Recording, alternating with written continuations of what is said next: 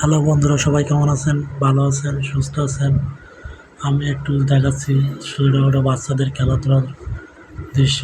আপনারা দেখতে থাকুন। অনেক সুন্দর একটা খেলা, অনেক সুন্দর প্রকৃতি এবং সৌন্দর্য খেলা।